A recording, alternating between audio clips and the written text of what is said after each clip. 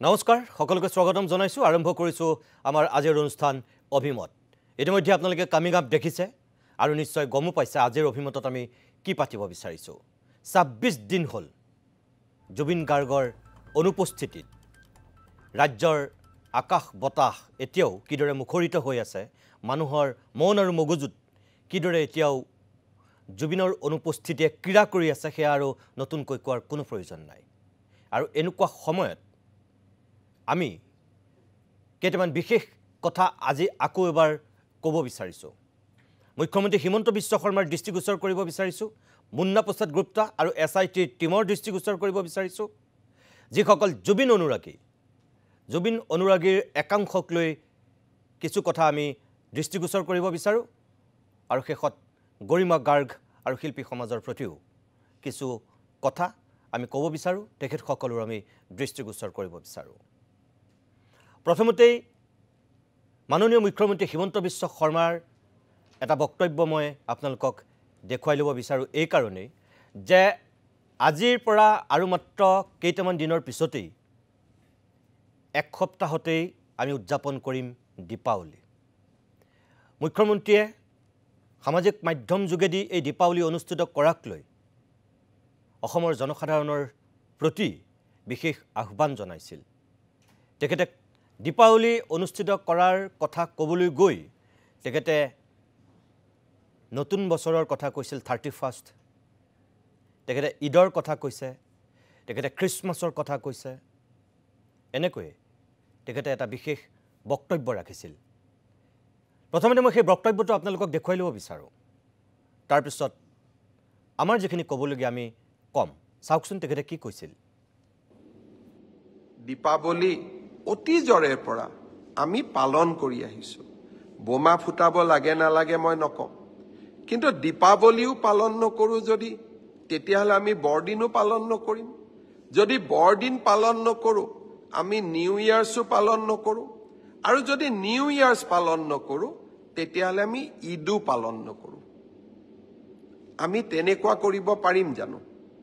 আৰু সেই কাৰণে মই অসমবাসী ৰাইজক আহ্বান জনাম আমাৰ সভ্যতা সংস্কৃতিক আমি কোনো কাৰণতে এৰি নিদিওঁ মুখ্যমন্ত্ৰীৰ বক্তব্যটো আদৰণীয় আমাৰ সভ্যতা সংস্কৃতি আমি কোনো কাৰণতে এৰি নিদিম বৰদিনো আমি উদযাপন কৰিম ঈদো উদযাপন কৰিম 31st আমি উদযাপন কৰিম তেখেতে ঠিকই কথা কৈছে এখিনি হয় কিন্তু এই আটাইখিনি উৎসৱ উদযাপন কৰাৰ কেতিয়াবা কিছু পৰিবেশ পৰিস্থিতি আহে আৰু সেই পৰিবেশ পৰিস্থিতি অনুযায়ীহে আমি সেই উৎসৱবিলাক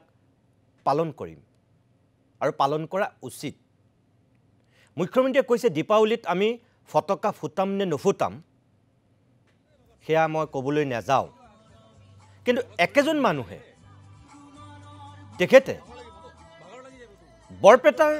ফটকা নিৰ্মাণকাৰী সকলৰ ক্ষেত্ৰত যিখিনি কথা কৈছিল মই কালি অকণমান প্ৰতিদিন টাইমৰ দৰ্শকসকলক দেখুৱাইছিলোঁ আৰু আমাৰ ক'বলগীয়াখিনিও আমি কৈছিলোঁ অকণমান কিন্তু সেই কথাখিনিৰ উপৰিও আজি আকৌ মাননীয় মুখ্যমন্ত্ৰীক আমি আহ্বান জনাম অনুৰোধ জনাম আৰু দৃষ্টিগোচৰ কৰিম এই কাৰণেই যে কেতিয়াবা কিছুমান কথা অন্তত আপুনি নোকোৱাটো ভাল মুখ্যমন্ত্ৰীৰ আসনৰ পৰা আপুনি তেনেকুৱা বাৰ্তা দিয়াটো অনুচিত কাৰণ আপুনি ৰাজ্যখনৰ মুৰব্বী আপুনি ৰাজ্যখনৰ বহুতৰ কাৰণে পথ প্ৰদৰ্শক আপুনি আদৰ্শ আপুনি প্ৰেৰণাৰ উৎস গতিকে আপোনাৰ কিছু বক্তব্যই ৰাজ্যখনত যাতে উঠি অহা নতুন প্ৰজন্মটোক বিপথে নিনিয়ে ভুল পথলৈ নিনিয়ে বা সামাজিক পৰিৱেশটো যাতে বেয়া নকৰে সেই কথাখিনিও আপুনি কিন্তু মনত ৰাখিব লাগিব আমি কিয় কৈছো আপোনাৰ সেই বক্তব্যটোৰ অকণমান আকৌ মই দৰ্শকসকলক দেখুৱাই ল'ব বিচাৰো তাৰ পিছতে আমি ক'বলগীয়াখিনি কম কিয় এই কথাকেইটা ক'বলগীয়া হৈছে চাওক শ্ৰদ্ধাৰ ৰাইজ আজি মই মোৰ ফেচবুক লাইভত এটা মই বিশেষ কথা ক'ব খুজিছো কাৰোবাৰ লগত হয়তো মোৰ বক্তব্য নিমিলিবও পাৰে কিন্তু ৰাজনীতিত থকা দিনাখনৰ প্ৰায় মই মোৰ মনৰ কথা স্পষ্টভাৱে ৰাইজক কোৱা বা ৰাইজক মই যি ভাবো তাক স্পষ্টভাৱে প্ৰকাশ কৰাৰ এটা মই সংকল্প লৈছিলোঁ আৰু প্ৰতিকূল পৰিৱেশৰ মাজতো মই স্পষ্টভাৱে কথা কোৱাৰ সদায় চেষ্টা কৰি আহিছোঁ। শ্ৰদ্ধা ৰাইজ, বৰপেটাৰ আতচবাজি উদ্যোগ অসমৰ থলুৱা উদ্যোগ। দীপাৱলীৰ দিনটোলৈকে বৰপেটাৰ আতচবাজিৰ কাৰিকৰসকলে অপেক্ষা কৰে। দীপাৱলী আহিব, মানুহে আমাৰ আতচবাজি কিনিব, আতচবাজি আমি বিক্ৰী কৰিম আৰু সেয়েৰে আমি পৰিয়ালটো চলাম বছৰটো। বহুত সপোন লৈ তেওঁলোকে আতচবাজি নিৰ্মাণ কৰে। বহুত সপোন লৈ তেওঁলোকে এই থলুৱা শিল্পটোক বচাই ৰাখিছে। এইকেইদিন কোনোবাই কৈ আছে দীপাৱলীত বোমা ফুটাব নালাগে। বৰপেটাৰ আতচবাজি শিল্পীসকলে কেনেকৈ ঘৰখন গোটেই বছৰটো চলাব? তেওঁলোকৰ কাৰণে চিন্তা কৰাৰ দায়িত্ব আমাৰ নাই জানো? অসমত ফাটুৱা জাৰি কৰাৰ যিটো এক প্ৰৱণতা এছাম সংগঠনে গঢ়ি তুলিছে, তেনেকে ৰাজ্যখন চলিব নোৱাৰে। মই আকৌ এবাৰ মনত কৰিম, জুবিন গাৰ্গৰ গোটেই জীৱনটোৱে আছিলে দুখীয়া জনৰ কাৰণে। মই ভাবোঁ জুবিন জীয়াই থাকিলে প্ৰথমতে জুবিনে সংগঠনসকলক ক'লেহেঁতেন যে বৰপেটাৰ আতচবাজিৰ শিল্পটোক আমি মৰিবলৈ নিদিওঁ। মই অসমৰ ৰাইজক আহ্বান জনাম, বৰপেটাৰ আতচবাজি শিল্পটোক জীয়াই ৰাখিবৰ কাৰণে দীপাৱলীত আমি থলুৱা শিল্পৰ বা থলুৱা আতচবাজি কাৰিকৰৰ পৰা কিনা বোমা আমি নিশ্চিতভাৱে ব্যৱহাৰ কৰিম। আনন্দত নহয়, শিল্পটোক জীয়াই ৰখাৰ কাৰণে আৰু জুবিনৰ আদৰ্শক জীয়াই ৰখাৰ বাবে। এই যে মুখ্যমন্ত্ৰী হিমন্ত বিশ্ব শৰ্মাই এই কথাকেইটা ক'লে, জুবিনৰ আদৰ্শক জীয়াই ৰখাৰ স্বাৰ্থত কথাকেইটা কৈছে। মাননীয় মুখ্যমন্ত্ৰী, আপোনাৰ প্ৰতি আমাৰ এইটোৱে আহ্বান যে আপুনি স্ববিৰোধী স্থিতি লৈছে আৰু আপুনি বৈপৰীত্য কথা কৈছে। প্ৰথমতে আপুনি কৈছে যে ফটকা আমি ফুটাম নে নুফুটাম সেই সন্দৰ্ভত মই ক'বলৈ নাযাওঁ,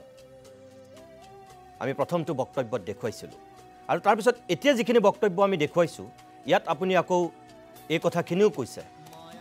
যে অৰ্থাৎ আপুনি ফটকা কিনাৰ পক্ষত আপুনি এটা স্থিতি লৈছে, বোমা ফুটোৱাৰ পক্ষত আপুনি এটা স্থিতি লৈছে। আৰু আপুনি এইটো কথা কৈছে যে যিসকলে ফটুৱা জাৰি কৰিছে, বিশেষকৈ ফটকা বন্ধ কৰি পেলাই বা বোমা ফুটোৱাৰ বিৰুদ্ধে যিসকলে মাত মাতিছে, সেইসকলৰ বিৰুদ্ধেই আপুনি এক প্ৰকাৰ স্থিতি লৈছে। আৰু আপুনি কৈছে যে জুবিন গাৰ্গে অন্তত সেই থলুৱা উদ্যোগটো জীয়াই ৰখাৰ পক্ষতহে স্থিতি ল'লেহেঁতেন। যদি আজি জুবিন গাৰ্গ জীয়াই থাকিলেহেঁতেন, থলুৱা ব্যৱসায়ীসকলৰ কথা ভাবিলেহেঁতেন। আপুনি ঠিকেই কৈছে, একো ভুল কথা কোৱা নাই। কিন্তু একেটা সময়তে আপুনি এই কথাটো ক'ব লাগিছিল যে অন্তত আমি এটা বছৰ ফটকা আৰু বোমা নুফুটাওঁ এই কাৰণেই যে আমাৰ মাজৰ পৰা জুবিন গুচি গৈছে। আপুনি বোমা ফুটোৱাৰ সপক্ষত কথাখিনি ক'বলৈ গৈ আপুনি এটা কথা কিয় পাহৰি গ'ল যে জুবিন গাৰ্গ নামৰ সত্তাটো হেৰাই যোৱাৰ এটা মাহো হোৱা নাই। যেতিয়া কাৰোবাৰ ঘৰত এজন মানুহৰ মৃত্যু হয়, সেই মানুহ ঘৰক শ্ৰদ্ধা জনাই গাঁওখনে উৎসৱ অনুষ্ঠানবিলাক নাপাতে, ফূৰ্তি তামাচা নকৰে। অসমীয়া মানুহৰ সেইটো সংস্কৃতি, অসমীয়া মানুহৰ সেইটো কালচাৰ। আজি জুবিন গাৰ্গ ঢুকাই গৈছে, এক মাহ হোৱা নাই, আৰু তাৰপাছত আপুনি মুখ্যমন্ত্ৰীৰ আসনত থাকি আমি বোমাৰ ফুটোৱাৰ সপক্ষত আপুনি স্থিতি লৈ এই কথাখিনি কৈছে। মোৰ প্ৰশ্নটো হ'ল, যদি আপোনাৰ ঘৰত আপোনাৰ আত্মীয় ঢুকালেহেঁতেন, আপোনাৰ পুত্ৰ আপোনাৰ কন্যা যদি ঢুকালেহেঁতেন, আপুনি এনেকৈ ক'ব পাৰিলেহেঁতেন নে? যদি আপোনাৰ পত্নী ঢুকালেহেঁতেন, আপুনি ক'ব পাৰিলেহেঁতেন নে মুখ্যমন্ত্ৰীৰ আসনৰ পৰা আপোনাৰ ওচৰে পাজৰে ফটকা ফুটাওক বুলি? নোৱাৰিলেহেঁতেন। নকয়, বিবেকে নকয়। সেইটো আপোনাৰ ঘৰৰ পৰিৱেশ, কালচাৰ, সংস্কৃতি, সেইটো মানৱতা, নৈতিকতা, মূল্যবোধ, সেয়া নকয়। কিন্তু দুৰ্ভাগ্যৰ কথা হ'ল জুবিন গাৰ্গ হয়তো আপোনাৰ ঘৰৰ মানুহ নহয়, কিন্তু আজি জুবিন গাৰ্গ এনেকুৱা এটা সত্তা হিচাপে আমাৰ মাজৰ পৰা গুচি গৈছে যে প্ৰত্যেক ঘৰ মানুহৰ সন্তান ঢুকুৱাৰ নিচিনা দুখত আছে কাৰোবাৰ কাৰণে জুবিন ভাগিনীয়েক ভতিজাক পুত্ৰ কাৰোবাৰ কাৰণে শিক্ষক কাৰোবাৰ কাৰণে বন্ধু কাৰোবাৰ কাৰণে সকলো গতিকে প্ৰত্যেক ঘৰ মানুহে নিজৰ আত্মীয়ক হেৰুৱাৰ যিটো বেদনা সেই বেদনাটোত আছে আৰু এইখিনি সময়ত আপুনি কেইজনমান থলুৱা উদ্যোগীৰ সপোনটোৰ কথা ক'বলৈ গৈ বোমা ফুটোৱাৰ কথা যেনেকৈ কৈছে আপুনি বেয়া নাপাব যে আপুনি সঁচাকৈ থলুৱা সেই বৰপেটাৰ উদ্যোগীসকলৰ কাৰণে কৈছে নে আপুনি ফাঁচী বজাৰৰ সেই বেপাৰী আৰু বনিয়াসকলৰ স্বাৰ্থত খুব কৌশলেৰে এই কথাটো আপুনি উত্থাপন কৰিছে শ শ কোটি টকাৰ বেপাৰ কৰা এই বনিয়াকেইটাৰ এই যিকেইটা মাৰোৱাৰী বেপাৰী আছে কোটি কোটি টকাৰ বেপাৰ কৰে ফাঁচী বজাৰত এই বোমা ফটকাক লৈ সেইকেইটাৰ স্বাৰ্থত আপুনি খুব কৌশলেৰে এই বৰপেটাৰ থলুৱা ব্যৱসায়ীসকলৰ কান্ধত বন্দুকটো থৈ আপুনি ফুটাইছে গুলি আমাৰ সন্দেহ হৈছে আপুনি এই ফাঁচী বজাৰৰ বনিয়াকেইটাৰ স্বাৰ্থত আপুনি কৌশলেৰে এই বৰপেটাৰ থলুৱা ব্যৱসায়ীসকলৰ কান্ধত বন্দুকটো থৈছে হ'ব নোৱাৰে এইবাৰ পৰিৱেশ বেলেগ আপোনাৰ প্ৰতি আমাৰ অনুৰোধ আপুনি বোমা ফুটোৱা ফটকা ফুটোৱাৰ পক্ষত অৱস্থান লৈ এই কথা নক'ব বৰপেটাৰ ব্যৱসায়ী কেইজনক আপুনি অনুদান দিয়ক কালিৰ দিনটোতো আমি কৈছিলোঁ আপুনি অনুদান দিয়ক আপুনি পূজাত দিছে আপুনি এতিয়া ৰাস আহি আছে ৰাসত দিব আপুনি ৰঙালী বিহুত দিয়ে গতিকে এইবাৰ তেনেই মুষ্টিমীয় কেইজনমান বৰপেটাৰ ব্যৱসায়ী আছে সেইকেইজনক আপুনি দিবলৈ আপোনাৰ টকাৰ অভাৱ নহয় এক মাহৰ যদি সঁচাকৈ অৰুণোদয় নিদিয়াকৈ মহিলাসকলৰ পইচাখিনি নিও যদি দিয়ে অসমৰ চাগে কোনো মহিলাই আপোনাক বেয়া নাপায় নালাগে দিব সেইটো কিন্তু আপোনাৰ বহুত টকা আছে চৰকাৰখনৰ কোনোবা ৰাজ্য এখনত বিপদ হ'লে আপুনি ইয়াৰ পৰা মন্ত্ৰী পঠিয়াই যেনেকৈ সাহায্য দিছে কোটি কোটি টকা দিছে আমাৰ এই থলুৱা ব্যৱসায়ী কেইজনক আপুনি কি সেইখিনি দিব নোৱাৰে কিয় নোৱাৰিব আপুনি দিয়ক কাৰণ এইবাৰ আমি বোমা নুফুটাওঁ জুবিন গাৰ্গৰ পক্ষত স্থিতি লৈ আপুনি থলুৱা উদ্যোগটোৰ কথা কৈছে কিন্তু একেটা সময়তে আপুনি কিয় নকলে যে জুবিনে সদায় প্ৰকৃতিৰ সংৰক্ষণৰ কথা কৈছে জুবিনে সদায় জীৱ-জন্তুৰ সুস্থতাৰ কথা কৈছে জুবিনে সদায় শিশু আৰু মানুহৰ ভৱিষ্যতৰ কথা কৈছে চৰাই চিৰিকটিৰ পৰা কুকুৰ মেকুৰীৰ পৰা হাঁহ পাৰ কুকুৰালৈকে জুবিন গাৰ্গে যে সকলো এই জীৱ-জন্তুক কেনেকুৱা মৰম কৰিছিল আপুনি সেই কথাটো কিয় পাহৰি গ'ল নতুন প্ৰজন্মটোক কিয় আপুনি নকলে যে প্ৰাকৃতিক পৰিৱেশ বিনষ্ট হয় এই বোমা ফুটোৱাৰ কাৰণে এই ফটকা ফুটোৱাৰ কাৰণে দীপাৱলীৰ কথা আপুনি কৈছে আমাৰ কাৰণে দীপাৱলী শব্দৰ উৎসৱ নে পোহৰৰ উৎসৱ আমি শব্দ প্ৰদূষণ কৰা উচিত নে আমি মাটি চাকিৰে গোটেই অসমখন পোহৰ কৰা উচিত আপোনাৰ যেনেকৈ সেই ফটকা ব্যৱসায় কৰা থলুৱা উদ্যোগী কেইজনলৈ মনত পৰিল কিয় চাকি মাটি তৈয়াৰ কৰা সেই ক্ষুদ্ৰ ব্যৱসায়ী কেইজনলৈ আপোনাৰ কিয় মনত নপৰিল আপুনি ক'ব লাগিছিল যে চাকি বন্তি জ্বলাই এইবাৰ আমি গোটেই অসমখন জুবিনৰ নামত পোহৰ কৰি দিওঁ আহক কতো আমি শব্দ প্ৰদূষণ নকৰোঁ কতো চৰাই চিৰিকটিয়ে কষ্ট নাপায় কতো শিশুবিলাকে ভয়ত কুকুৰবিলাকে মেকুৰীবিলাকে ভয়ত পেপুৱা লাগি ক'ৰবাত চুকত নুসুমাওঁ জীৱ-জন্তুৰ অনিষ্ট হোৱা কাম আমি নকৰোঁ জুবিনেতো গছ কটাৰ বিৰুদ্ধে আন্দোলন কৰে প্ৰাকৃতিক ভাৰসাম্য ৰক্ষাৰ কথা কয় এইটোতো প্ৰকৃতিৰ বিপৰীত কথা বোমা ফুটোৱা কথাটো ফটকা ফুটোৱা কথাটো মানুহৰ স্বাস্থ্যৰ কাৰণে ক্ষতিকাৰক আপুনি মুখ্যমন্ত্ৰী হিচাপে কোনটো স্থিতি ল'ব লাগিছিল শব্দ প্ৰদূষণৰ বিৰোধিতা কৰিব লাগিছিল পোহৰৰ উৎসৱৰ পোষকতা কৰিব লাগিছিল কোনটো কৰিব লাগিছিল মাননীয় মুখ্যমন্ত্ৰী মহোদয় আকৌ কৈছোঁ যে আপোনাৰ এই স্থিতিটোক আমি সমৰ্থন কৰিব পৰা নাই সেইকাৰণে আপোনাৰ প্ৰতি বিনম্ৰ অনুৰোধ এক সপ্তাহ আছে অহা 20 আৰু 21 তাৰিখে দীপাৱলী গতিকে এইখিনি সময়ত আপুনি মুৰব্বী হিচাপে এনেকুৱা এটা স্থিতি নলওক য'ত কোনোবা উদণ্ড যুৱকে বোমা ফুটাই তামাচা কৰক কিয় কৈছোঁ মই পৃথিৱীয়ে চাই আছে এইখন অসমক জুবিন গাৰ্গৰ মৃত্যুক লৈ অসমত কি পৰিৱেশৰ সূচনা হৈছে গোটেই পৃথিৱীয়ে দেখি হতবাক হৈছে এজন মানুহৰ মৃত্যুত এনেকৈ শোক প্ৰকাশ কৰিব পাৰেনে সমাধি ক্ষেত্ৰত এতিয়াও দৈনিক হাজাৰ হাজাৰ মানুহে চাকি বন্তি জ্বলাই সেৱা কৰি আছে আৰু তেনেকুৱা সময়ত যদি এই জাতিটোৱে কেনেবাকৈ আপোনাৰ এই কথাৰ উচতনিত বোমা ফটকা ফুটাই আনন্দ কৰে এটো পৃথিৱীৰ জনসাধাৰণৰ চকুত কেনেকুৱা জাতি হ'ব আমি কি পৰ্যায়ত আমি জাতি হিচাপে নিজকে চিনাকি দিম এক মাহ নৌ হওঁতেই আমি তাৰমানে সেই ফূৰ্তি তামাচা মস্তি কৰিব পৰা এটা জাতি হৈ যাম মানুহৰ ঘৰত যেতিয়া শ্ৰাদ্ধ হয় এমহীয়া পাতে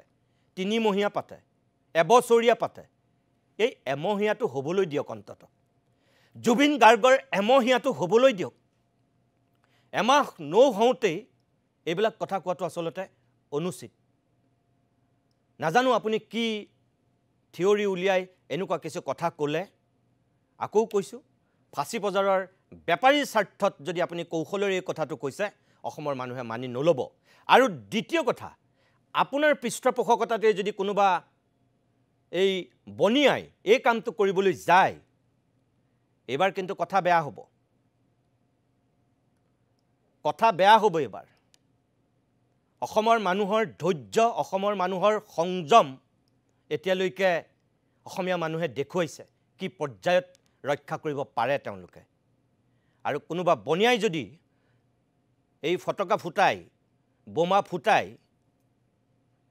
পৰিৱেশটো প্ৰদূষিত কৰিব বিচাৰে তেতিয়াহ'লে ধৈৰ্য ধৰা অসমীয়া মানুহৰ ধৈৰ্যচ্যুতি ঘটিব আৰু তেতিয়া কি হ'ব হাজাৰ হাজাৰ পুলিচ নিৰাপত্তা দিও কিছুমান কাম কৰিব নোৱাৰিব সেই দিনটোলৈ কেতিয়াও নাযাওক সেই পৰিৱেশটোৰ কেতিয়াও মুখামুখি নহওক সেইকাৰণে আপোনাৰ প্ৰতি এইটো আমাৰ আহ্বান এই থলুৱা উদ্যোগীসকলক আপুনি সাহায্য দিয়াৰ ব্যৱস্থা কৰক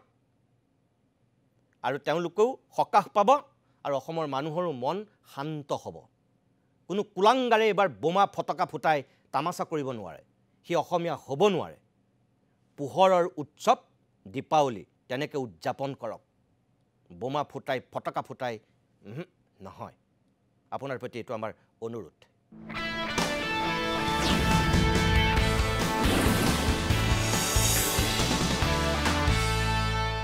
এটেনশ্যন মুন্না প্ৰসাদ গুপ্তা আৰু SIT টিম এই যে কালিৰ দিনটোতো আমি কৈছিলোঁ আৰু আজিৰ দিনটোতো আমি আপোনালোকক কওঁ ছিংগাপুৰৰ পৰা যিসকল অসমীয়া আহিছে শেহতীয়াকৈ সাৰ পাইছে তেওঁলোকে আৰু আজি আমি কিছু সময় পূৰ্বে অসমৰ কেইগৰাকীও বিশিষ্ট ব্যক্তিক যেতিয়া আমন্ত্ৰণ কৰি নি আপুনি কথা পাতিলে তাৰপিছত আমি গম পালোঁ যে তেওঁলোক কেনেকৈ আহিল তেওঁলোকক আনিবলৈ কেনেকৈ খাতিৰ বাতিৰ কৰিবলগীয়া হ'ল সেয়া আমি গম পালোঁ কিন্তু আমাৰ প্ৰশ্নটো আজিও একেই থাকিব আপোনাৰ প্ৰতি যে যিকেইজন মানুহ কালিলৈকে আপুনি এস্কৰ্ট দি মোটামুটি অনা নিয়া কৰিছিল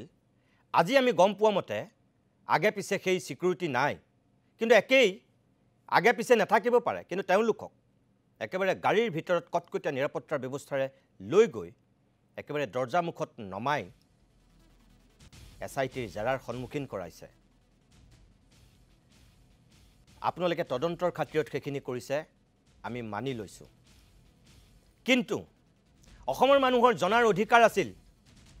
সাংবাদিকে সোধাৰ অধিকাৰ আছিল যে তেওঁলোক সঁচাকৈ কিয় আহিব পৰা নাছিল আজি তেওঁলোকৰ তিনিটা ভাষ্য আপুনি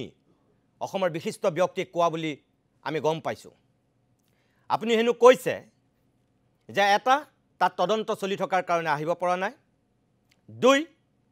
কিছু বিদেশী ৰাষ্ট্ৰৰ নীতি নিয়ম আছে সেই নীতি নিয়ম থকাৰ কাৰণে তেওঁলোক আহিব পৰা নাই আৰু তিনি তেওঁলোক ভয়ত আছিল এটা তেওঁলোকে সাংঘাতিক ভয়ৰ মাজত আছিল কাৰণে আহিব পৰা নাছিল প্ৰথম দুটা কাৰণ কিমান সঁচা মিছা আমি নাজানো হিতেশ বৰুৱা ডক্টৰ সুব্ৰত কিংকৰ গোস্বামী আৰু প্ৰাঞ্জল শইকীয়াৰ উপস্থিতিতেই আমি খোলাখুলিকৈ কৈ দিছোঁ যে প্ৰথম দুটা অলপ সন্দেহজনক কিন্তু তেওঁলোক যে ভয়ত অহা নাছিল এইটো কথা সঁচা কাৰণ ইয়াৰ মানুহৰ কৰবাত তেওঁলোক আক্ৰমণৰ বলি হ'ব পাৰে নেকি সেই ক্ষেত্ৰত তেওঁলোকৰ হয়তো প্ৰচণ্ড ভয় আছিল আৰু যেতিয়া আপোনালোকে নিশ্চয়তা দিছে ভিডিঅ' কনফাৰেন্স কৰি কথা পাতিবলগীয়া হৈছে তাৰপিছত তেখেতসকল আহিছে কিন্তু তাৰ পিছতো মই আপোনাক এটা কথা কম যে অসমীয়া মানুহ ইমান অসভ্য নহয় অসমীয়া মানুহ ইমান অভদ্ৰ নহয় শেখৰজ্যোতি গোস্বামী 3 দিন ধৰি ঘৰত আহি সোমাই থকাৰ পিছতো শেখৰৰ ঘৰত কোনো কিন্তু একো প্ৰতিবাদ কৰা নাছিল বা শেখৰক কোনো কতো একো অপদস্থ কৰা নাছিল অমৃত প্ৰভা যেতিয়া ধাৰাবাহিকভাৱে 2-3 দিন জেৰাৰ সন্মুখীন হোৱাৰ পিছত গ্ৰেপ্তাৰ হৈছিল সন্দীপন যেতিয়া 4 দিন মান আপোনালোকৰ জেৰাৰ সন্মুখীন হোৱাৰ পিছতহে গ্ৰেপ্তাৰ হৈছিল সন্দীপন গাৰ্গকো কোনো এজন অসমীয়াই কিন্তু কতো একো কৰা নাছিল অমৃত প্ৰভাক একো কৰা নাছিল শেখৰহঁতক একো কৰা নাছিল এখেতসকলকো একো নকৰিলে হেতেন অন্তত এখেতসকলক সংবাদ মাধ্যমক সোধাৰ সেই সুযোগটো দিব লাগিছিল কিন্তু আপোনালোকে নিদিলে এই যে নিদিলে তাতেই বহুতৰ মনত সন্দেহ হৈছে কি কথা থাকিব পাৰে অকল নিৰাপত্তাজনিত কাৰণত নে আন কিবা সঁচাকৈ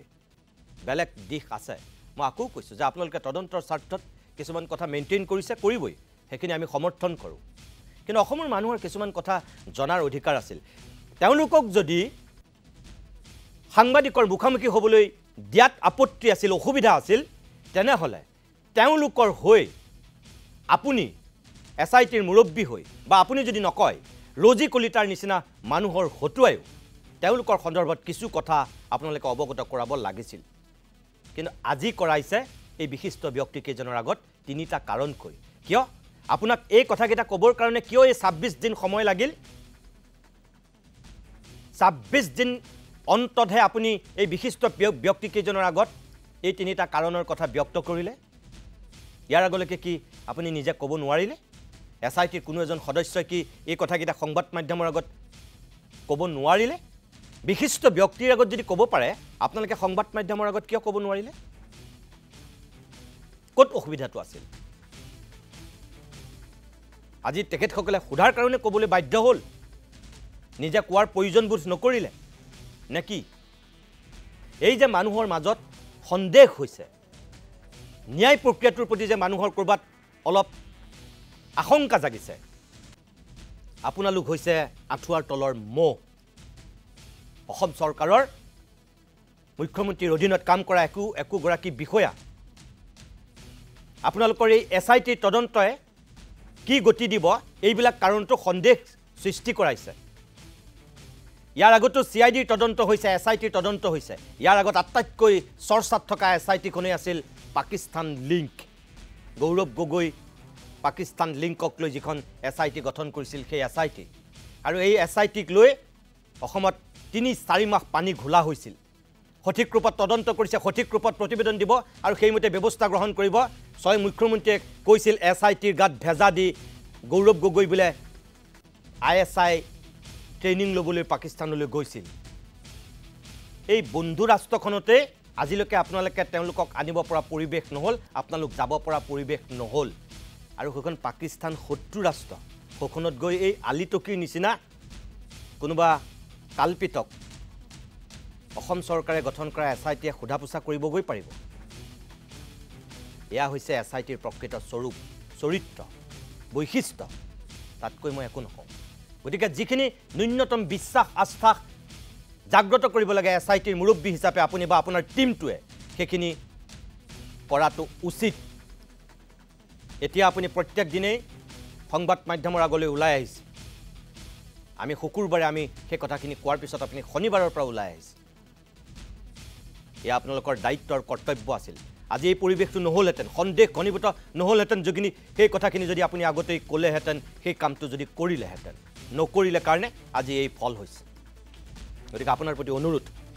অন্তত এই আহি থকা দিনত প্ৰত্যেক দিনেই সংবাদ মাধ্যমৰ আগত যিখিনি কথা ক'ব লাগে এছআইটিৰ মুৰব্বী হিচাপে আপুনি কওক নতুবা আপোনালোকৰ এছআইটিৰ কোনোবা এজন বিষয়াক দায়িত্ব দিয়াৰ কথা যে কৈছে আপুনি দায়িত্ব দিয়ক সেই দায়িত্বটো পালন কৰক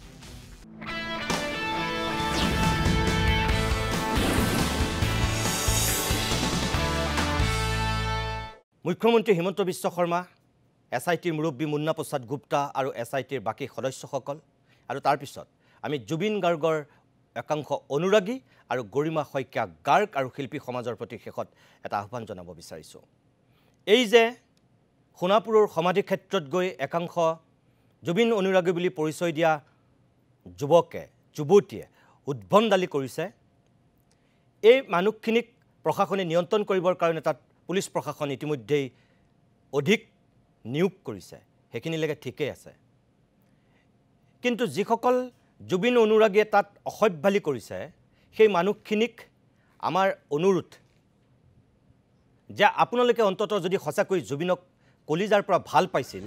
তেনেহ'লে জুবিনৰ সমাধি ক্ষেত্ৰত গৈ সেই পৰিৱেশটোৰ আপোনালোকে সৃষ্টি কৰাৰ পৰা বিৰত থাকক যিসকল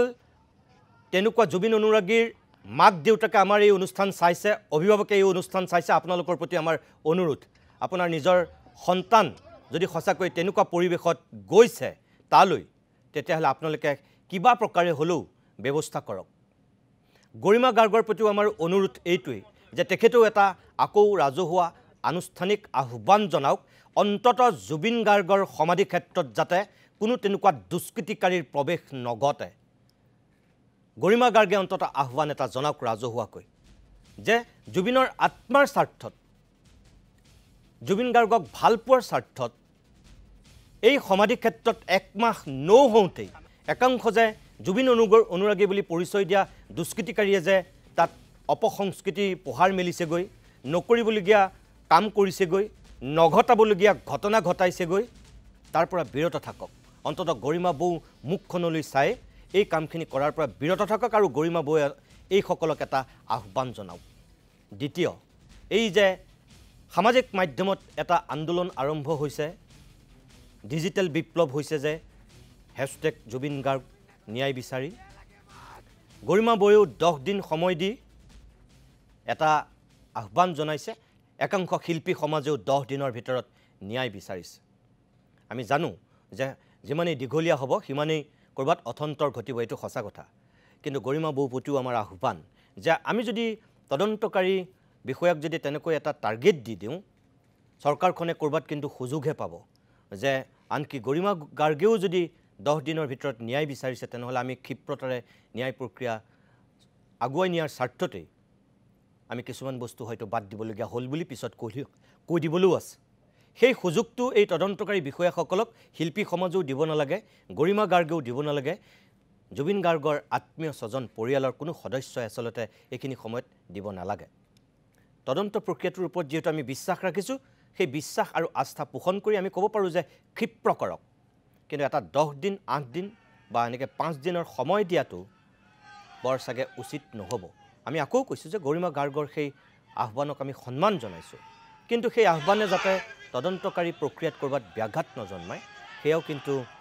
শিল্পী সমাজে মনত ৰখা উচিত গৰিমা গাৰ্গ বৌ সেয়া তেখেতৰ প্ৰতি অনুৰোধ সেয়া তেখেতে মনত ৰখা উচিত এই আহ্বানকেইটা আমি অকল জুবিন গাৰ্গৰ স্বাৰ্থত জুবিন গাৰ্গে ন্যায় পোৱাৰ স্বাৰ্থত অসমৰ কোটি কোটি জনতাই ন্যায় পোৱাৰ স্বাৰ্থত আমি সংশ্লিষ্ট মহলসমূহৰ প্ৰতি আহ্বান জনালোঁ বাকী বিচাৰ ৰাইজে কৰিব মানস ৰবীন আমাৰ মাজত উপস্থিত হৈছে মানস ৰবীন মই অনুষ্ঠানলৈ স্বাগতম জনাইছোঁ আজি গোটেই দিন ধৰি যেটো বিষয়ক লৈ আটাইতকৈ সৰ্বাধিক চৰ্চা হৈ আছিল যে SITয়ে অসমৰ একাংশ বিশিষ্ট ব্যক্তিক আমন্ত্ৰণ কৰি কিছু নতুন কথা ক'ব আৰু অসমৰ মানুহে নতুন কথা জানিব এনেকুৱা এটা আশা কৰা হৈছিল আপুনি মোক কওক এতিয়া SIT সেই আমন্ত্ৰণ ৰক্ষা কৰি যিসকল ব্যক্তি গ'ল ওলাই আহিলে আপুনি অহাৰ কিছু সময় পূৰ্বে আমাৰ ইয়াত প্ৰাঞ্জল শইকীয়া ডক্টৰ সুব্ৰকিংকৰ গোস্বামী ডক্টৰ হিতেশ বৰুৱা অতিথি হৈছিল তেওঁলোকৰ পৰা মই কিছু কথা জানিলোঁ শুনিলোঁ দৰ্শকসকলকো দেখুৱালোঁ আপুনি দীৰ্ঘদিন ধৰি জুবিন গাৰ্গৰ একদম ঘনিষ্ঠ ব্যক্তিসকলৰ অন্যতম আছিল নিজে একেটা মঞ্চত গীত পৰিৱেশন কৰিছিল জুবিনে গোৱা বহুত গীত আপুনি লিখিছে এতিয়াও আপুনি জাষ্টিস ফৰ জুবিনৰ এই আন্দোলনখনত সক্ৰিয়ভাৱে লাগি আছে এই যে আজি যেটো প্ৰথম প্ৰক্ৰিয়া এই প্ৰক্ৰিয়াতে জুবিনৰ ন্যায়ত কিমানখিনি সহায় কৰিলে বুলি আপুনি ভাবে অসমৰ বিশিষ্ট সমাজক যে মাতি নিলে SITয়ে মই আজি সঁচাকৈ ক'বলৈ গ'লে ইমান দিনে দুখত আছিলোঁ আজি পচন্দ খুব আৰু খঙত আহিছোঁ আপোনাৰ ওচৰলৈ অসমৰ ৰাইজক কথাখিনি কম বুলি আহিছোঁ কাৰণ আমি প্ৰথম দিনৰ পৰাই জুবিন দাই সদায় ৰাজনীতিৰ পৰা দূৰত থাকিব বিচাৰিছিল এটা নিৰ্দিষ্ট দূৰত্বত তেখেতে অৱস্থান গ্ৰহণ কৰিছিল আৰু আমিও ভাবিছিলোঁ যে তেখেতৰ গোটেই কথাটো যেতিয়া সন্দেহৰ আৱৰ্তত আহিল যাতে তাক লৈ যাতে কোনো ধৰণৰ ৰাজনীতি নহয় ৰাজনীতি হোৱাটো আমি বিচৰা নাছিলোঁ আমি আটায়ে খুব ধৈৰ্যৰে আছোঁ আমি প্ৰত্যেকটো চৰকাৰী কাৰ্যসূচীত সহযোগ কৰিছোঁ আমি নৈৰাজ্যবাদী নহয়, আমি নৈৰাজ্যবাদ বিচৰা নাই। আৰু গোটেই প্ৰক্ৰিয়াটোত প্ৰথম দিনৰ পৰা যদি চাই অকল মই মানস ৰবীনৰ কথা কৈ আছোঁ, বেলেগ কাৰো কথা কোৱা নাই ইয়াত। মই সদায় সহযোগী মনোভাৱেৰে আছোঁ, সদায় সহযোগ কৰিছোঁ। আনকি SITৰ ওচৰলৈ মই নিজে গৈছোঁ, নিজে যিটো কথা মই অনুভৱ কৰিছোঁ যে এইটো এটা সাক্ষ্য হ'ব পাৰে, নিজে দাখিল কৰিছোঁ। সেইদিনা কোৰ্টত গৈ প্ৰায় 4.5 ঘণ্টা লাইন পাতি মই মেজিষ্ট্ৰেটৰ ওচৰত 1 ঘণ্টা সাক্ষ্য প্ৰমাণ কৰি দিছোঁ, তাৰপিছত উভতি আহিছোঁ। ইমান সুন্দৰকৈ এটা প্ৰক্ৰিয়া চলি আছে। চলি থকাৰ মাজত হঠাৎ কালি এখন লিষ্ট ওলালে। ইমান দিনে আটাই কৈ আছিলে যে মুখ্যমন্ত্ৰী ডাঙৰীয়াই গোটেইখিনি বাৰ্তা দি আছিলে কি কি আহিছে, কি কি নাই অহা, কেনেকৈ অগ্ৰগতি হৈছে। তাৰপিছত ৰাইজৰ ফালৰ পৰাই উত্থাপন হ'ল যে SITয়ে কওক কথাখিনি। তাৰপিছত মুন্না প্ৰসাদ গুপ্তা তেখেতে সেইদিনা প্ৰেছ মিট এটেণ্ড কৰিলে। সাংবাদিকসকলে যি সুধিব লগা আছে সুধিলে, যিখিনি জনাব লগা আছে ৰাইজক জনালে। এইটো এটা ন্যায়িক তদন্ত প্ৰক্ৰিয়া। আৰু গতিকে এইটো এটা মানে সৰু মানুহৰ সৰু ঘটনা নহয়, গোটেই বিশ্বজুৰি ইয়াৰ হেৰি হৈছে। গতিকে এই ঘটনাটোত যেতিয়া কালি শুনিলোঁ এখন লিষ্ট আহিলে, লিষ্টখন দেখিলোঁ কাৰোবাক মাতি সেই বোলে পষ্টমৰ্টেম ৰিপৰ্টো ৰাজহুৱা কৰিব, এনেকুৱা ধৰণৰ কথাও আহিলে। ৰাতিপুৱা আছাম ট্ৰিবিউন খুলি দেখিলোঁ ৰিপৰ্ট তেওঁলোকৰ তালৈ লিক হৈ গ'ল কিবা চ'ৰ্চেদি। তাৰপিছত ৰাতিপুৱা ফেচবুক খুলি দেখিলোঁ যে ৰজাঘৰীয়া কেইজনমানক মাতি কি বিয়নী মেল পাতিব বিচাৰিছে। এইখন কি নামঘৰত হোৱা ৰাইজমেল নেকি? এটা ন্যায়িক তদন্ত প্ৰক্ৰিয়া। আমি আটাই সহযোগ কৰিছোঁ, অসমবাসী ৰৈ আছে ইয়াৰ আচল সিদ্ধান্তটো জানিবলৈ। এইটো এটা ন্যায় প্ৰক্ৰিয়াৰ মাজেৰে হ'ব, গোটেই তদন্ত প্ৰক্ৰিয়াৰ মাজেৰে হ'ব। গতিকে এই কামটো কিয় কৰিলে, কিয় মাতিলে এইখিনি মানুহক মই একো বুজি পোৱা নাই। কাৰণ আমি এনেই সাধাৰণতে সন্দেহ নকৰোঁ, কিন্তু মোৰ অভিজ্ঞতা আছে। আমি চৰকাৰৰ মুখলৈ বাট চাই ৰৈ আছোঁ সকলোৱে যে ন্যায় পাম, কিন্তু মোৰ অভিজ্ঞতা আছে। কা আন্দোলন কৰাৰ সময়ত কৈছিলে যে বিপ্লৱ শৰ্মাৰ প্ৰতিবেদন দাড়ি কমা নথকাকৈ ৰূপায়ণ কৰা হ'ব, হ'ল নেকি? নাই হোৱা। জুবিন গাৰ্গ ডাঙৰীয়াক ন্যায় দিম বুলি কৈছিলে। আমি মুখ্যমন্ত্ৰী ডাঙৰীয়াৰ মুখলৈ বাট চাই ধৈৰ্যৰে বাট চাই আছোঁ। কিন্তু এই প্ৰক্ৰিয়াত কোনো ইটো সিটো হ'ব নোৱাৰিব। আৰু আজিৰ যিটো মানে ষ্টেপ লৈছে এইটো খুব বেয়া পাইছোঁ। আৰু ইতিমধ্যে যিসকলক নিমন্ত্ৰণ জনোৱা হৈছিলে তাৰ অধিকাংশই নিমন্ত্ৰণ প্ৰত্যাখ্যান কৰিছে। ই প্ৰমাণ কৰে যে আজি যিটো পদক্ষেপ চৰকাৰে গ্ৰহণ কৰিছে এইটো একেবাৰে ভুল পদক্ষেপ। এয়া কোনো ৰাইজমেল নহয়, এয়া বিয়নী মেল নহয়, এয়া এক ন্যায়িক প্ৰক্ৰিয়া, ন্যায়িক তদন্ত যি গতিৰে চলিব। জুবিন গাৰ্গৰ ক্ষেত্ৰত ৰাইজে অলপ ক্ষিপ্ৰতৰ হোৱাটো বিচাৰিছে, কথা সিমানেই। গতিকে মই কাকো দাবী জনাব পৰা মানুহ নহয়, মই সৰু মানুহ একেবাৰে। গতিকে মই আহ্বান জনাইছোঁ এনেকুৱা ভুলৰ যাতে পুনৰাবৃত্তি নকৰে। দৰকাৰ হ'লে মুন্না প্ৰসাদ বৈশ্য ডাঙৰীয়াই গুপ্তাই তেখেতে সংবাদমেল সম্বোধন কৰক। যেতিয়া নতুন খবৰ আহিব, কিবা আপডেট থাকিব জনাওক, সাংবাদিকসকলক মাতক। বেলেগে কাৰোবাক আমন্ত্ৰণ কৰি নি তাত চাহ মিঠাই খুৱাই কিয় মাতি নিলে বুলি ভাবে মই একো বুজি পোৱা নাই, মোৰ বুজাৰ দৰকাৰো নাই। কাৰণ আমাৰ প্ৰথম আৰু শেষ কথাটো হ'ল জুবিন গাৰ্গৰ ৰহস্যজনক মৃত্যুৰ ন্যায়। আমি হত্যাকাণ্ড বুলিও ক'বলৈ যোৱা নাই। মুখ্যমন্ত্ৰী ডাঙৰীয়াই নিজেহে কৈছিলে যে জুবিন গাৰ্গৰ হত্যাকাণ্ডৰ ন্যায় দিম। আমিতো আজিলৈকে কোৱা নাই, ৰাজহুৱাভাৱেও কোৱা নাই। আমি মাত্ৰ বিচাৰিছোঁ এই ৰহস্যজনক মৃত্যুৰ উদ্ঘাটন আমাক ন্যায় লাগিব। অসমে ন্যায় বিচাৰিছে, অসমক ন্যায় দিবই লাগিব, বছ এটাই কথা।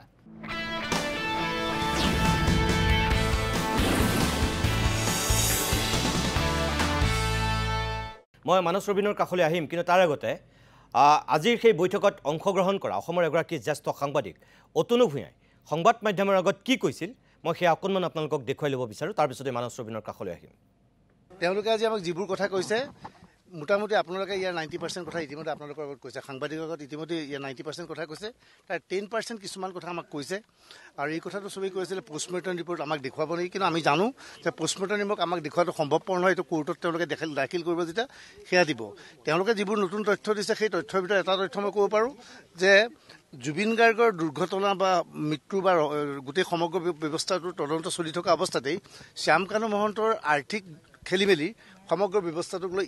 ইডিয়ে এই ব্যৱস্থাটোৰ তদন্ত কৰিব বুলি কিছু তথ্য তেওঁলোকৰ হাতলৈ অনানুষ্ঠানিকভাৱে আহিছে গতিকে সমান্তৰালভাৱে ইডিয়েও সমগ্ৰ ব্যৱস্থাটোৰ তদন্ত কৰিব দ্বিতীয়তে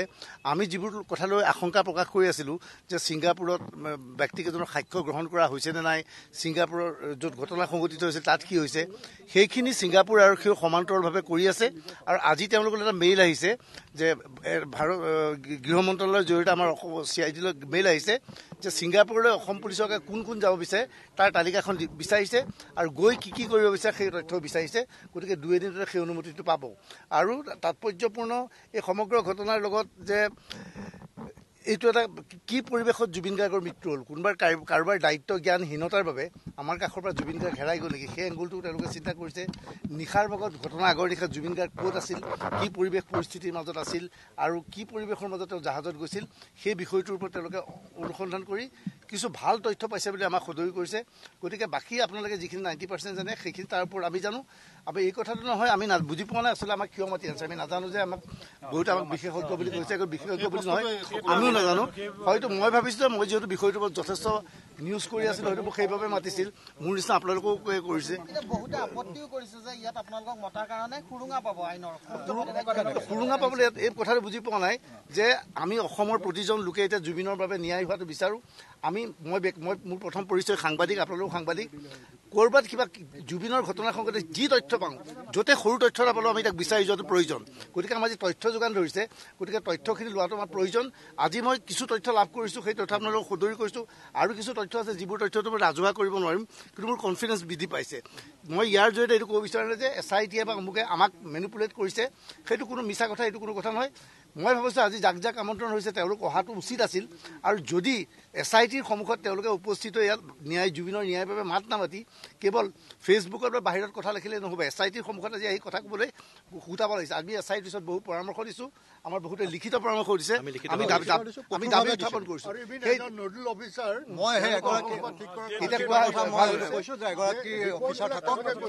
এতিয়া এটা আমাৰ মাজত সদায় ভুল বাতৰি ওলাই ৰাতিপুৱা আমি পিছলৈ দেখোঁ কোনোবা কাকতত কোনোবা মিডিয়াত বেলেগ ধৰণৰ বাতৰি ওলাই কোনটো বাতৰি শুদ্ধ কোনটো অশুদ্ধ জনাবলৈ তেওঁলোকক আমি আহ্বান জনাইছোঁ যে আপোনালোকে এজন নডেল অফিচাৰ দিয়ক এদিন বা দুদিনৰ মূৰে সাংবাদিকসকলক মাতি গোটেই তদন্তৰ অগ্ৰগতি জনাওক যাতে সঠিক বাতৰি সন্মুখত আহে আৰু আজি আমি তেওঁলোকৰ ওচৰত পুনৰ কৈছোঁ জুবিন গাৰ্গক ন্যায় লাগে কিন্তু এইটোও কওঁ যে মই জুবিন গাৰ্গক 10 দিনৰ ভিতৰত ন্যায় লাগে বুলি আমি কোৱা নাই আমি ন্যায় বিচাৰিছোঁ তেওঁলোকে কৈছে যে 3 মাহৰ ভিতৰত যিখিনি চাৰ্জশ্বিট দিব লাগিব দিব আৰু কোনো ক্ষেত্ৰত যে কোনো যাতে খাই যাব নোৱাৰে তাৰ ব্যৱস্থা কৰিব সেইখিনি আমাৰ পৰা কিছু পৰামৰ্শ লৈছে আমি বিভিন্ন পৰামৰ্শ দিছোঁ মই বুলি পৰামৰ্শখিনি ৰাজহুৱা কৰাটো উচিত নহ'ব কাৰণ আমি 6জন বা 5জন মানুহে দিয়াটো উচিত নহয় কিন্তু আমি যি পৰামৰ্শ দিছোঁ আপোনালোকে যিটো বিচাৰিছে অসমৰ ৰাইজে যিটো বিচাৰিছে আমি তেনেকুৱা পৰামৰ্শ দিছোঁ আমি বাৰে বাৰে কৈছোঁ যে জুবিনৰ এই ঘটনাৰ সৈতে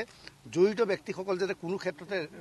ৰেহাই নাপায় জুবিন গাৰ্গ অসমৰ এজন সম্পদ আছিল কি পৰিৱেশত তেওঁক ছিংগাপুৰলৈ লৈ গৈ তেওঁৰ লগত কোনো ব্যক্তিক নিয়োজিত নকৰিলে যিজনে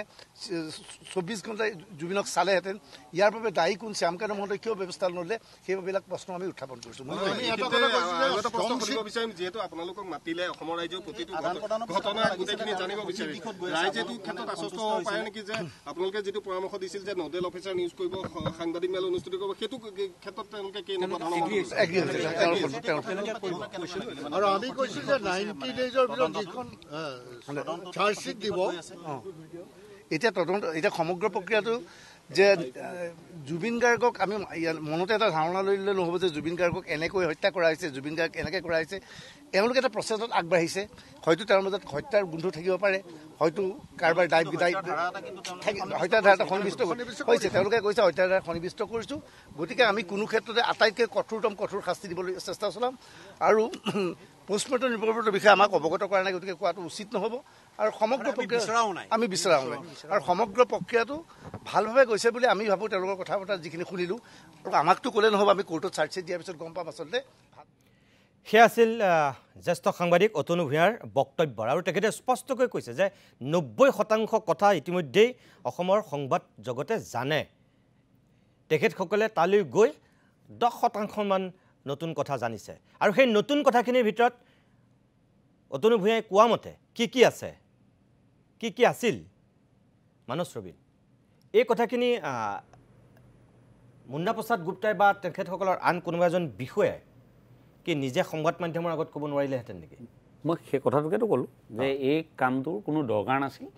আৰু এইটো অদৰকাৰীকে চৰকাৰ আচলতে এটা বিতৰ্কৰ মাজত সোমাই পৰিব নিশ্চিতভাৱে বিতৰ্কৰ মাজত সোমাই পৰিব যিবোৰ আমি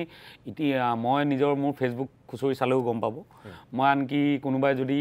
কোনোবা বিৰোধী পক্ষৰ মানুহেও কিবা চৰকাৰক গালি গোলাজ কৰিছিলে মই সেইদিনাও কৈছোঁ যে এইখিনি সময়ত চৰকাৰক গালি দিয়াৰ সময় নহয় গতিকে কিবা যদি ভুল ৰৈ গৈছে থাকি গৈছে আঙুলিয়াই দিব লাগে আমি সেইটো পৰ্যায়লৈকে সকলোকে সহযোগ কৰিবলৈ আহ্বান জনাইছিলোঁ কিন্তু আজিৰ ঘটনাটো একদম নাভূত নাচোন এতিয়া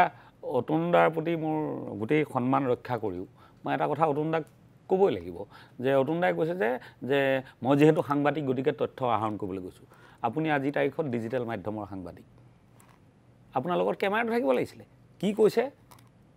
তেতিয়া শুনালেহে ৰাইজৰ কাৰণে বিশ্বাসযোগ্য হ'লহেঁতেন যে এইখিনি কথা আপোনালোকক কৈছে আপুনি ভিতৰত কি কথা পাতি আছে বাহিৰত ৰাইজক কি কৈছে মই কেনেকৈ জানিম ময়ো কথাটো বাদ দিয়ক অসমবাসী ৰাইজে বিশ্বাস কৰিব নি সেইটো কথা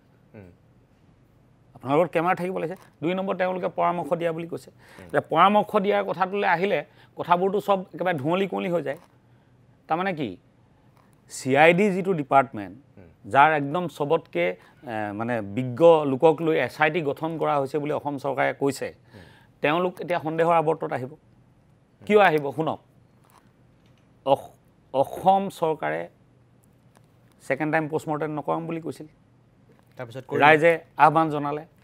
তাৰপিছত পোষ্টমৰ্টেম হ'ল শেখৰ জ্যোতি গোস্বামী আহি নিউজ চেনেলত বাইট দি আছিল এৰেষ্ট কৰা নাছিল ৰাইজে চিঞৰ বাখৰ লগালে এৰেষ্ট কৰিলে তাৰমানে কি গোটেই CID দলটো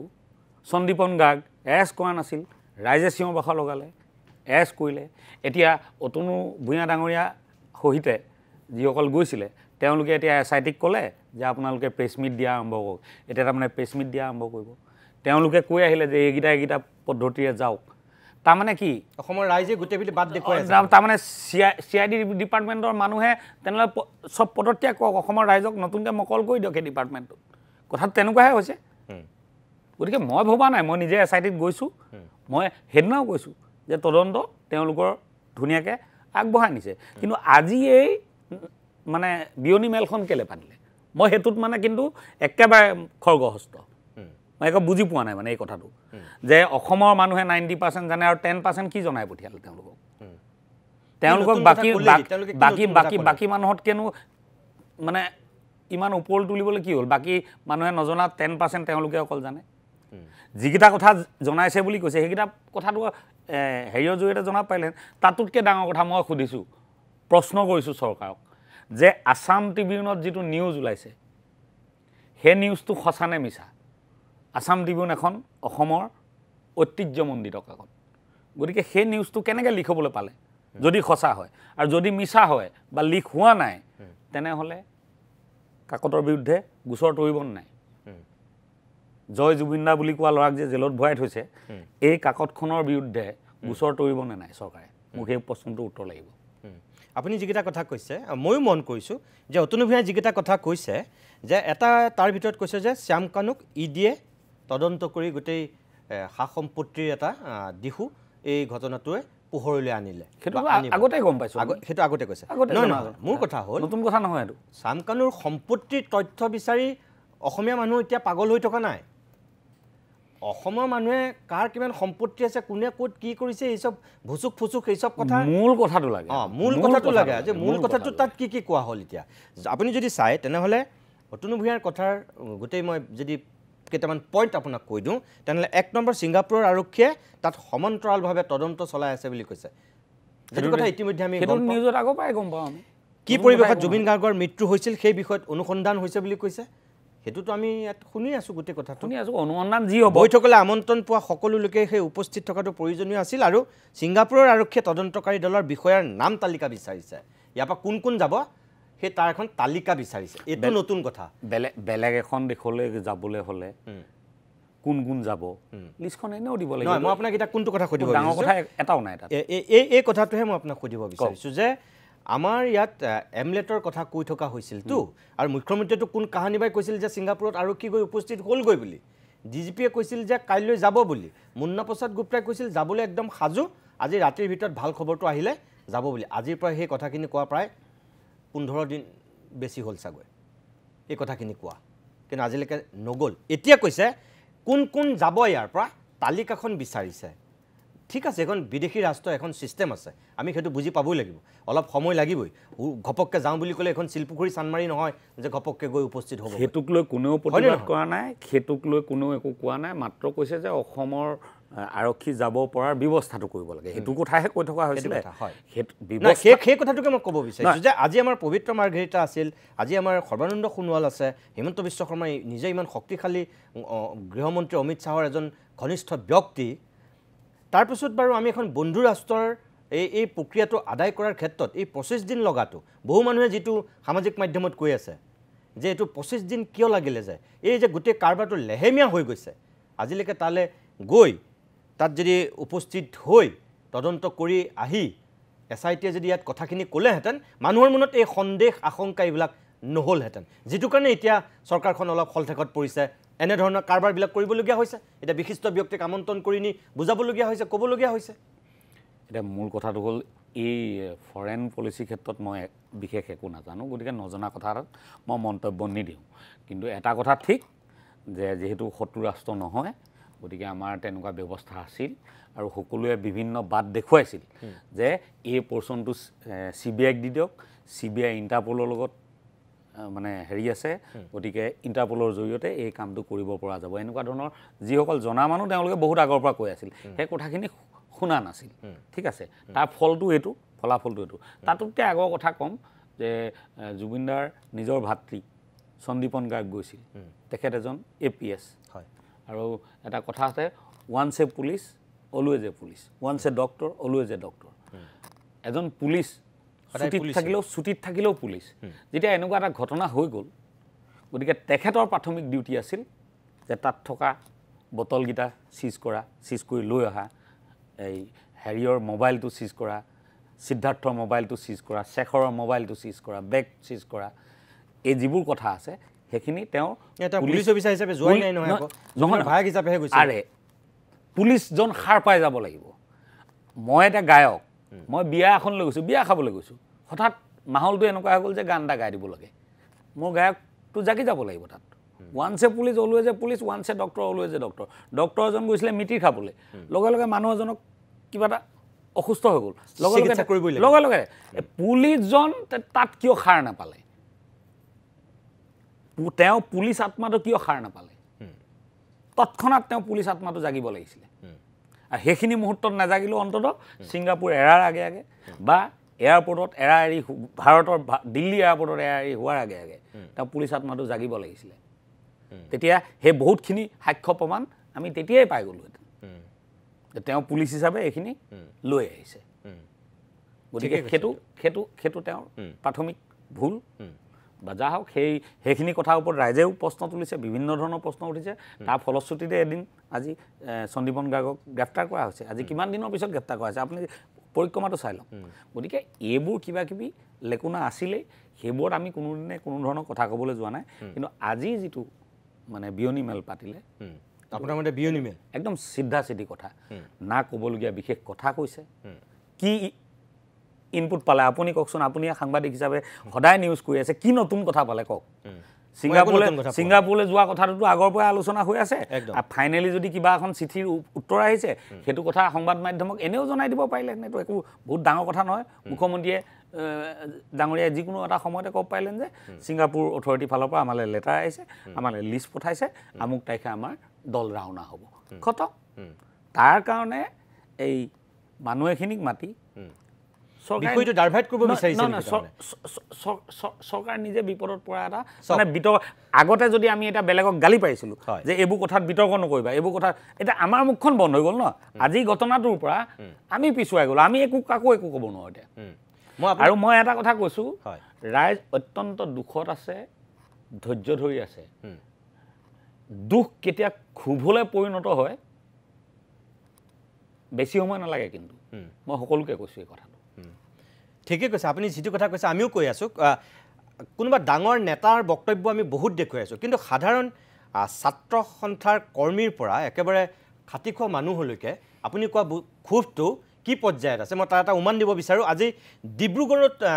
বা গোলাঘাটত লখিমপুৰত গুৱাহাটীত গোটেই অসমৰ বিভিন্ন প্ৰান্তত সদৌ অসম ছাত্ৰ সন্থাই জুবিন গাৰ্গৰ ন্যায় বিচাৰি আজি প্ৰতিবাদ কৰিবলগীয়া হৈছে তাৰ ভিতৰত একাংশ জিলা পৰ্যায়ৰ ছাত্ৰ নেতাৰ মনৰ ক্ষোভ আপুনি মানস ৰবিনে কোৱাৰ কথাটো সত্যতা পূৰ্ণমাত্ৰাই প্ৰতিফলন ঘটিছে চাওকচোন আপোনালোকে তেওঁলোকৰ বক্তব্যকেইটা আমি ছাত্ৰ সন্থাটো স্পষ্ট কৰিছে যে আমি নাথাকোঁ এই বিষয়বিলাকত নাথাকোঁ আমাক ন্যায় লাগে ন্যায় ক্ষেত্ৰত আলোচনা নহয় কিন্তু আমি চিন্তিত হৈ পৰিছোঁ দেৱজিৎ যে কিহৰ কাৰণে আলোচনা কৰিব মাতিছে কাৰণ মুখ্যমন্ত্ৰীগৰাকী ইছ্যু ডাইভাৰ্ট কৰাত 1 নম্বৰ তেওঁ এই বিষয়টো বেলেগ এটা ৰূপ দিব নেকি ৰাইজে কিন্তু চিন্তিত হৈ পৰিছে যে এই গোটেই বিষয়টো এটা বেলেগ এটা ৰূপ দি দিয়ে বুলিয়ে ভয় হৈছে কাৰণ অসম চৰকাৰে কৰিব নোৱাৰা কাম একো নাই SIT কাৰ আণ্ডাৰত আছে কোনে চলাইছে SITত যিসকল আৰক্ষী বিষয়া আছে চব মুখ্যমন্ত্ৰীৰ তলত থকা একোজন বিষয়া তাত আজি যিজন শ্যামকানু মহন্তৰ ওপৰত ন্যায়ৰ বাবে আমি আন্দোলন কৰিছোঁ তাৰ দুগৰাকীকৈ তেওঁৰ ককায়েক এজন উচ্চপদস্থ বিষয়া এগৰাকী তেওঁ উপাচাৰ্য পাতি থৈছে তো এই চৰকাৰৰ পৰা আমি কেনেধৰণে আশা কৰিব পাৰোঁ ইছ্যু ডাইভাৰ্ট কৰে বুলি আমাৰ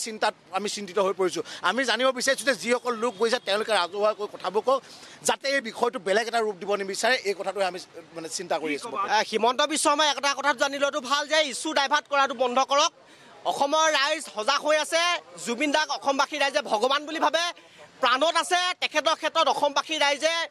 ইছ্যু ডাইভাৰ্ট নাযায় এবাৰ তেওঁলোকে অনাগত সময়ত অসমবাসী ৰাইজে ৰাজপথলৈ আহিব সাজু হ'বৰ কাৰণে মানে সকিয়নি প্ৰদান কৰিছোঁ হিমন্ত বিশ্ব শৰ্মা আৰু প্ৰশাসনক সাজু হৈ থাকিবৰ কাৰণে অনুৰোধ জনাইছোঁ অনাগত সময়ত যদি জুবিন দাই ন্যায় নাপায় জাষ্টিছ ফৰ জুবিন দা যেতিয়ালৈকে নহয় যেতিয়ালৈকে ন্যায় নাপায় অনাগত সময়ত এই চৰকাৰখনৰ বিৰুদ্ধে সমগ্ৰ অসমবাসী ৰাইজ ওলাই আহিব কাৰণ বিভিন্ন সময়ত আজি তাৰিখত তেওঁলোকে মিঠাতেল দি কিবা কিবি দি গোটেই ইছ্যুবিলাক ডাইভাৰ্ট কৰিব বিচাৰি আছে SITও ইছ্যু ডাইভাৰ্ট কৰিব বিচাৰিছে আজি তাৰিখত গম পাইছে SIT কেনেধৰণৰ কামবিলাক কৰি আছে হিমন্ত বিশ্ব শৰ্মাই তেওঁলোকে বিভিন্ন আঁচনি মিঠাতেল দিব বিচাৰিছে কিবা মহিলাসকলক বেলেগ ধৰণৰ এটা নিব বিচাৰিছে ইছ্যু ডাইভাৰ্ট কৰাৰ ক্ষেত্ৰতে লাগি গৈছে কিন্তু এই জুবিন দাৰ ক্ষেত্ৰত ইছ্যু ডাইভাৰ্ট নহয় অসমবাসী ৰাইজ সজাগ হৈ আছে যিবিলাক তেওঁলোকে আঁচনি মানে প্ৰদান কৰিছে ল'ব লগে লগে অনাগত সময়ত বিজেপি চৰকাৰ অসমৰ উৎখাত কৰিব এই কথাটো স্পষ্ট এজন ব্যক্তি অসমৰ এজন হিয়াৰ আমঠু যিজন ব্যক্তিয়ে জাতিটোক একত্ৰিত কৰিলে যিজন ব্যক্তিয়ে ধৰ্ম জাতি নিৰ্বিশেষে সকলোকে একত্ৰিত কৰি জীয়াই থকাৰ প্ৰয়াস কৰিলে আৰু সেইজন ব্যক্তি মৃত্যুৰ কাৰণ আজি বিচাৰিবৰ কাৰণে অসম চৰকাৰ তথা SIT টীমটোক 25টাতকৈ অধিক দিন লাগিলে আৰু সেই 25টা দিনৰ অন্তত অসমৰ বিশিষ্ট ব্যক্তিক নিমন্ত্ৰণ জনাই আলোচনা কৰি অসমৰ ৰাইজক বিভ্ৰান্তি কৰিবলৈ চেষ্টা কৰা অসম চৰকাৰ আৰু এই SIT টীমৰ কাৰ্যসমূহ গৰিহণা যোগাইছোঁ সেয়া আছিল আপুনি কোৱাৰ ধৰণৰ একাংশ ছাত্ৰ প্ৰতিনিধি তেওঁলোকৰ মনৰ ক্ষোভ আৰু উষ্মা সেই পৰ্যায়ত আছে কিন্তু দুখৰ পৰা ক্ষোভ আৰু ক্ষোভৰ পৰা আৰু বেছি বেয়াৰ দিশলৈ যাবলৈ বেছি সময় নালাগিব চাবলৈ কাৰণ জুবিন গাৰ্গৰ যিটো সত্তা সেইটো মানে অন্য কথাৰ লগত নিমিলিব ৰাতিপুৱা গধূলি তেখেতৰ গান শুনিলেই তেখেতলৈ মনত পৰিব তেখেতৰ এখন ছবি আহি আছে ৰৈ ৰৈ বিনালে ছবিখন চোৱাৰ পিছত মানুহ আকৌ পগলা হ'ব গতিকে চৰকাৰে কোনো শ্বৰ্টকাট ল'ব নালাগে আমি কোৱা নাই কিবা শ্বৰ্টকাট লওক একদম খুব সুন্দৰকৈ যাতে প্ৰকৃত সত্যটো যিটো ন্যায় প্ৰক্ৰিয়াৰ মাজেৰে তদন্ত প্ৰক্ৰিয়াৰ মাজেৰে যিমানখিনি ৰাইজে গম পাব লাগে সিমানখিনি ৰাইজক ন্যায় দিয়ক মই এইটো বিচাৰিছোঁ আৰু কোনো ধৰণৰ তদন্ত প্ৰক্ৰিয়া ৰাজহুৱা হ'ব নালাগে আমি এতিয়া SITত গৈছোঁ মই তাৰপিছত কিমানবাৰ প্ৰেছৰ মুখামুখি হৈছে এটা শব্দ কৈছোঁ নেকি মই কি প্ৰমাণ দিছোঁ কি সাক্ষ্য দিছোঁ নাই কোৱা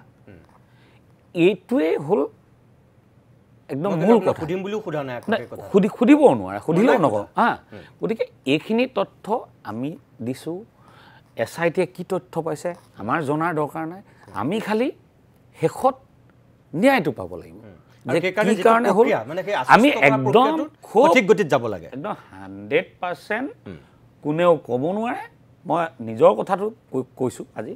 যে মই কোনোদিনে কোনো ধৰণৰ বিৰূপ মন্তব্য কিবা আমুক হৈছে তামুক হৈছে বুচুক হৈছে এটা শব্দ বাক্য প্ৰয়োগ কৰা নাই আজিলৈকে কিন্তু আজিৰ যিটো ঘটনা সেইটো মই সঁচাকৈ একদম বেয়া পাইছোঁ বেয়া পাইছোঁ সাংঘাতিক বেয়া পাইছোঁ ঠিক আছে এইটো কাম হ'বই নালাগিছিল মই মানস ৰবিন মোৰ সময় শেষ হৈছে যিহেতু ধন্যবাদ জনাইছোঁ আপুনি এইখিনি সময় দিয়াৰ কাৰণে প্ৰিয় দৰ্শক শেষত আমি এটা কথাই ক'ব পাৰোঁ যে ছিংগাপুৰৰ পৰা সোণাপুৰলৈকে জুবিন গাৰ্গক অনাৰ ক্ষেত্ৰত অসমৰ মুখ্যমন্ত্ৰী হিমন্ত বিশ্ব শৰ্মাই যিটো ভূমিকা লৈছিল এইটো ৭-৭ৰো কিন্তু স্বীকাৰ কৰিবই লাগিব আমি সেইকেইদিনত বাৰম্বাৰ কৈছিলোঁ যে মুখ্যমন্ত্ৰীক এইখিনি সময়ত আপোনালোকে আস্থাত লওক বিশ্বাসত লওক তেখেতে যিখিনি কৰিছে